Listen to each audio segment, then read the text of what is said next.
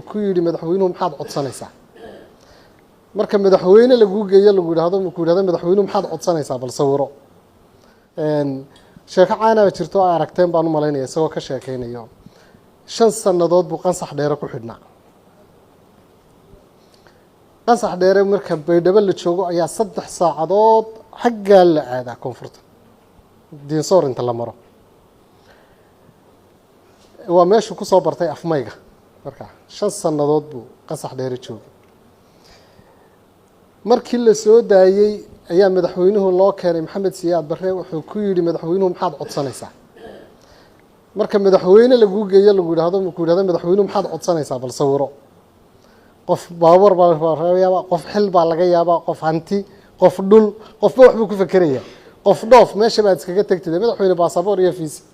hadaad isiiso waa iska tagaya hadaad maareeyo iga dhigto waa way dhacdaa waxa soo dhan isagu wuxuu yiri waxaan ka codsanayaa madaxweyne baabuur amaanaha oo 2 maalmood 2 bari baabuur hal ay amaanaysi maxaad ku falaysaa buu ku yiri baabuur amaanaha oo 2 bari waxa la iga soo kaxeeyay qansax dheere anigoo aan soo nabadgeliyeen reer qansax dheere wax kale adduunyo kaama rabo xil kaama rabo darajo kaama rabo 2 maalmood ma laysiin karaa baabuur iyo darawal haaba lagu yiri qansax dheere ku laabtay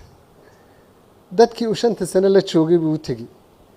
2 maalmood waa kaga badatay oo iyagii casuumadahoodii iyo alla barigii iyo sagootintii 5 maalmood bay ku noqotay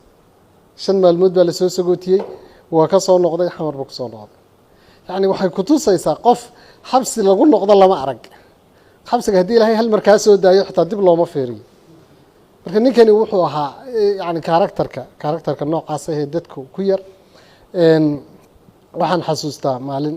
nagoo safar baan London baan ka tagno magaalo kale ku lahaa qado 3 saacadood loo socdo Sheffield la yiraahdo dhaxda markii la marayay baa waxa xasuustay oo lala soo hadlay qado uu ku lahaa London marka sida uu sheegayay abwaankiyo markuu meel tago casuumadaha ku badnaa marka wuxuu yiri in celiya waxa la yiraahdaa tii Sheffield baa inoo dhaw hadaynu London ku noqono waa saxmada kuma noqon karee mar kale ha lagaaga dhigo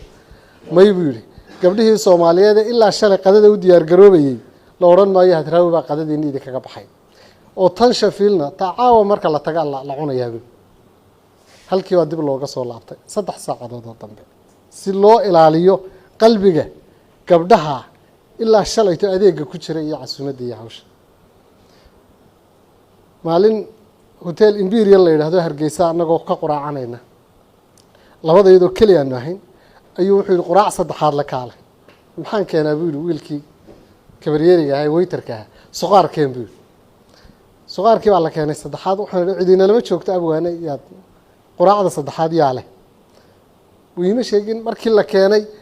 mukulaalo meesha joogu soo siinaya dabadeedna wuxuu yiri waa martiday ka mid yihiin dadkan saxankii suqaarka ahay saddexaad